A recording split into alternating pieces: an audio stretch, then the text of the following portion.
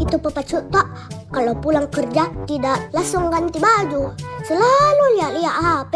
Pacu mau beli sepeda, mau tong ikut goes. Saya tanya mama cu, siapa tahu tok mama bisa kasih surprise papacu. Kak kasihan tong kak lihat papacu.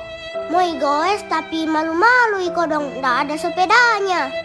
Baru tok papacu tok kalau ditanya kita pura-pura Tongi tidak mau, jual mahal sekali.